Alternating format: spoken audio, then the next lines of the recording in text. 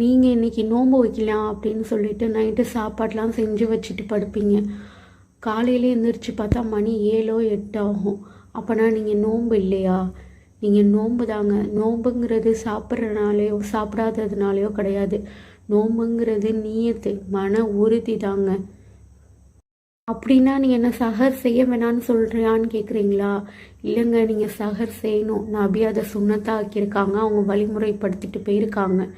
நீங்கள் சஹர் செய்ய முடியாத பட்சத்தில் நீங்கள் காலையில் எழுந்திரிச்சிங்க அப்படின்னா நீங்கள் நியத்தோடு இருந்தீங்க அப்படின்னா நீங்கள் நோன்பு தான்.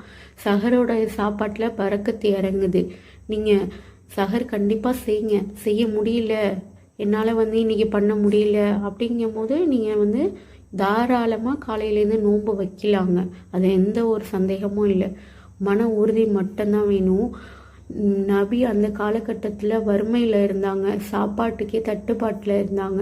அப்போ நபி என்ன பண்ணுவாங்கன்னா, அவங்க வீட்டுக்கு போய் காலையில் எனக்கு சாப்பாடு இருக்கா அப்படின்னு கேட்பாங்க அவங்க மனைவி கிட்ட.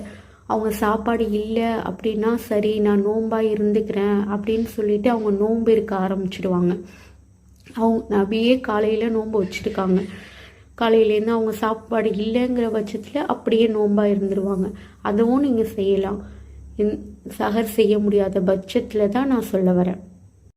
நம்ம வீட்டில் சின்ன சின்ன பசங்க இருப்பாங்க. 3.5 வயசு 4 வயசு தான் ஆகும். காலையில் எழுந்திரிச்சா நம்மக்கிட்ட அடம் பிடிப்பாங்க, நான் நோன்பு வைக்க போகிறேன், நான் நோன்பு வைக்க போகிறேன் அப்படின்ட்டுன்னு. தயவு செஞ்சு அவங்கள அக்செப்ட் பண்ணிக்கோங்க. சரி நோன்பு வைமான்ட்டுன்னு. ஐயோ என் பிள்ளை 3.5 வயசு தான் ஆகுது, 4 வயசு தான் ஆகுது, நான் நோன்பு வச்சா அது எப்படி தாங்கும் அப்படின்லாம் நீங்கள் யோசிக்க வேணாம். அந்த தாங்கக்கூடிய சக்தியும் ஆற்றலையும் யார் கொடுக்குறா? அல்லாஹ் கண்டிப்பாக கொடுப்பான் அவங்களுக்கு.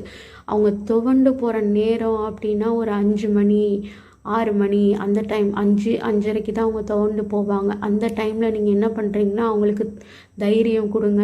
இன்னும் கொஞ்சம் நேரம் தாம்மா, காலையிலேருந்து நீ இருந்தல்ல, இன்னும் கொஞ்சம் நேரம் இருமா, நான் உனக்கு இது வாங்கித்தரேன் அது வாங்கித்தரேன், இன்னும் கொஞ்சம் நேரம் இருங்க அப்படின்னு சொல்லிட்டு அவங்களுக்கு தெம்ப கொடுங்க. நீங்கள் அவங்க நோன்பு வைக்க வேணாம் அப்படிங்கிறத சொல்லவே வேணாம். அவங்களுக்கு நீங்களே அக்செப்ட் பண்ணிக்கோங்க. ஏன்னா அல்லாஹ் தான் அதை தாங்கக்கூடியவன். அந்த பசங்க யாருமே தாங்கிறது கிடையாது. அவங்க தானாகவே பழக ஆரம்பிச்சிடுவாங்க நோன்பை. நம்ம தான் பழக்கணும் அப்படின்னு அவசியம் இல்லை. அதே மாதிரி பாருங்கள், அவங்க மக்கியானாலும் நான் நோன்பு வைக்க போகிறேன் அப்படின்னு சொல்லி சுறுசுறுப்பாக காலையில் எந்திரிப்பாங்க. அப்போவும் நீங்கள் அக்செப்ட் தான் பண்ணி ஆகணும்.